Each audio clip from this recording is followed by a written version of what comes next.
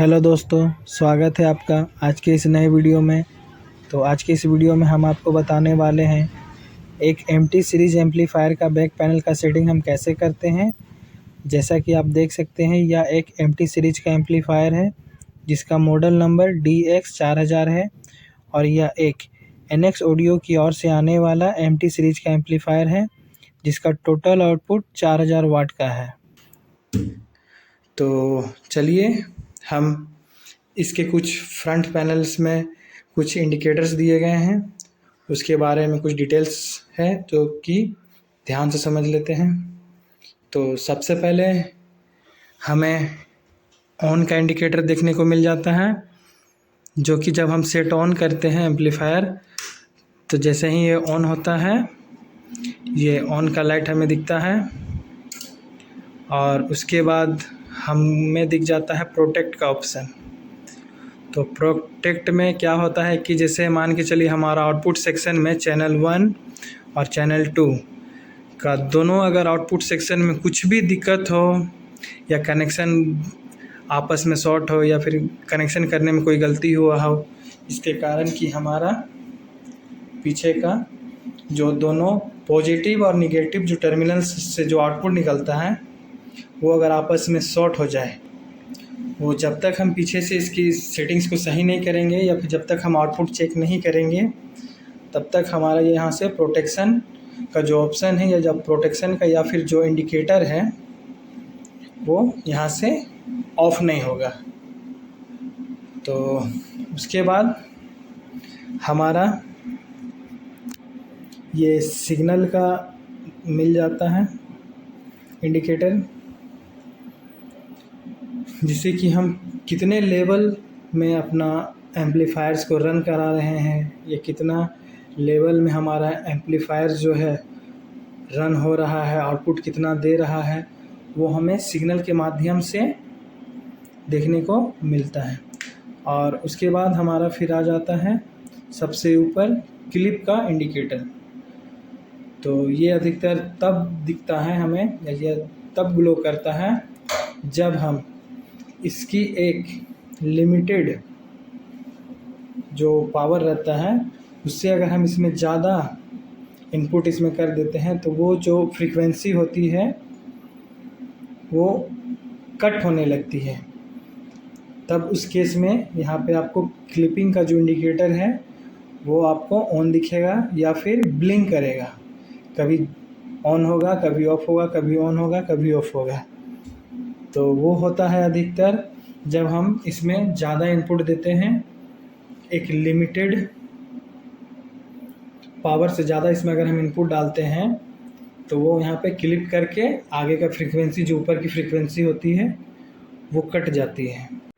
तो जैसा कि आप देख सकते हैं हम इस एम्पलीफायर के बैक साइड आ चुके हैं और इसके बैक पैनल्स की सेटिंग कुछ इस प्रकार से दिए गए हैं। तो चलिए जान लेते हैं कि हमें कौन कौन सेटिंग को हमें ऑन रखना चाहिए और कौन कौन सी सेटिंग को हमें ऑफ़ रखना चाहिए।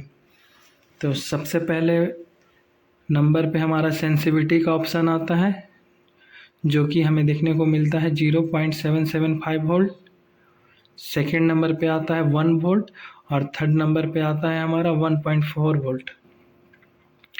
तो सेंसिटिविटी हमेशा हमें 0.775 वोल्ट पे ही रखना चाहिए, क्योंकि इससे हमें एक फ़ायदा है कि हम जितना मिक्सर से आउटपुट अपने एम्पलीफायर को देंगे वो उस फ्रीक्वेंसी को बिना कट किए हुए उतना ही फ्रीक्वेंसी का आउटपुट हमें एम्पलीफायर से निकाल कर देगा। अगर हम 0.775 वोल्ट की जगह 1 वोल्ट रख दें, 1 वोल्ट पे सेलेक्ट कर लें, तो हमारा एम्पलीफायर क्या करेगा कि जो इसका इनपुट होता है वो मिक्सर से ये ज़्यादा लेगा। 0.755 वोल्ट में हमें जो आउटपुट मिल रहा था वो अगर हम 1 वोल्ट में कर देते हैं तो वो आउटपुट का क्वालिटी हमें या फिर वो आउटपुट का जो रेंज होता है वो हमें एम्पलीफायर को देने के लिए हमें आउटपुट इसका मिक्सर से और बढ़ाना पड़ेगा। इसके बाद हमारा सेकेंड ऑप्शन में आता है ऑपरेशन मोड। ऑपरेशन मोड में है हमें 3 ऑप्शन मिलता है, ब्रिज मोड, पैरेलल मोड और स्टीरियो मोड। तो सबसे पहले हम जान लेते हैं कि ब्रिज मोड में आखिर होता क्या है। तो ब्रिज मोड में ये होता है कि हमारा चैनल 1 का जो आउटपुट होता है और चैनल 2 का जो आउटपुट है, जो कि पूरा एम्पलीफायर का जितना वाटेज है, आप देख सकते हैं ये 4000 वाट का NX ऑडियो ब्रांड का एक एम्पलीफायर है, जिसमें एक चैनल 2000 और एक चैनल 2000 दोनों का आउटपुट लेवल को मिला के ये आपको टोटल 4000 वाट आउटपुट देगा। तो ब्रिज मोड के कंडीशन में क्या होता है कि हमारा चैनल 1 का ये जो प्लस होता है वो पॉजिटिव हो जाता है और चैनल 2 का जो प्लस होता है वो निगेटिव हो जाता है। मतलब ब्रिज मोड में ये प्लस और ये माइनस, और जो ये टोटल आउटपुट निकाल के हमें एम्पलीफायर देगा वो 4000 वाट निकाल के देगा। ये पॉजिटिव और ये निगेटिव, चैनल 1 का पॉजिटिव और चैनल 2 का पॉजिटिव, ये हमारा ब्रिज मोड में ये निगेटिव होता है। और उसके बाद फिर सेकेंड ऑप्शन में हमारा आ जाता है पैरेलल का।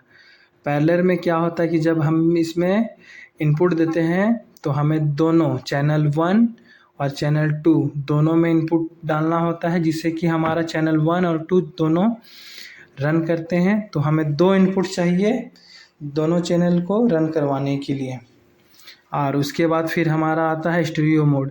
स्टीरियो मोड में क्या होता है कि हम चैनल 1 में इनपुट करते हैं और हमें चैनल 1 और चैनल 2 दोनों से आउटपुट मिल जाता है। लेकिन पैरेलल में ऐसा नहीं होता है। पैरेलल में हमें 2 इनपुट डालना पड़ता है और स्टीरियो में सिर्फ एक इनपुट से हम दोनों चैनल का यूज कर लेते हैं। उसके बाद हमारा थर्ड ऑप्शन में आ जाता है 30 हर्ट्ज़, जो कि हाई पास है, ऑन या ऑफ। तो अगर जब हमें इस एम्पलीफायर से हाइस बजाना होगा या फिर HF बजाना होगा तब इसे हम ऑन रखेंगे, और नहीं तो जब तक टॉप चलाएंगे इसे हम ऑफ रखेंगे। और उसके बाद हमारा फिर आ जाता है 150 हर्ट्ज़ लो पास।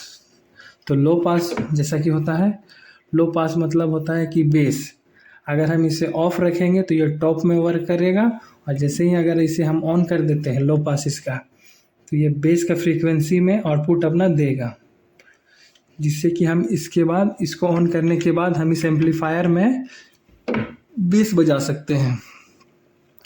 उसके बाद हमारा फिर ऑप्शन आ जाता है लिमिटर का। लिमिटर हमें अधिकतर ऑन ही रखना चाहिए। इससे हमें एक फ़ायदा ये होता है कि जो भी इस एम्पलीफायर का आउटपुट होता है वो एक निश्चित लेवल में लिमिट करके दिए एम्पलीफायर जो है वो निकालता है। लिमिटर ऑन रखेंगे हम तो इसका जो आउटपुट होगा वो एक लिमिट में ही निकालेगा, जिससे कि हमारे जो भी लगे हुए होंगे आउटपुट में टॉप या फिर बेस वो जल्दी जलेंगे नहीं। यहाँ से हमारा लिमिट जो उसका एक फिक्स लिमिट होता है वो कंट्रोल हो जाएगा। उसके बाद हमें देखने को मिलता है ग्राउंडिंग का ऑप्शन। तो ग्राउंडिंग आप सब जानते हो कि ग्राउंडिंग क्या होता है। ग्राउंडिंग को हमेशा ऑन रखना चाहिए। और उसके बाद कुछ आ जाता है चैनल 1 का इनपुट। इसमें हम इनपुट कराएंगे चैनल 1 में, तो हम चैनल 1 का इससे हम और भी एम्पलीफायर को अटैच कर सकते हैं। इसमें इनपुट किए और ये अदर एम्पलीफायर की लिंक करने के लिए इसका आउटपुट हो गया, जिससे कि हम अगला जो हमारा एम्पलीफायर होगा वो उसमें इनपुट कर सकते हैं। इसी तरह हमें फिर चैनल 2 में भी देखने को मिल जाता है, और साथ ही साथ हमें इस एम्पलीफायर में स्पीकर्स की भी सुविधा देखने को मिल जाती है। और या तो हम इसे एम्पलीफायर को स्पीकर से भी बजा सकते हैं, और नहीं तो फिर ये चैनल 1 के 2 टर्मिनल नेगेटिव और पॉजिटिव, चैनल 2 के 2 टर्मिनल पॉजिटिव और नेगेटिव से भी कनेक्ट करके आसानी से हम इसे चला सकते हैं। तो आज के इस वीडियो में बस इतना ही। मिलते हैं नेक्स्ट वीडियो में, तब तक के लिए धन्यवाद। और ऐसे इंटरेस्टिंग वीडियो के लिए हमारे चैनल को ज़रूर सब्सक्राइब करें।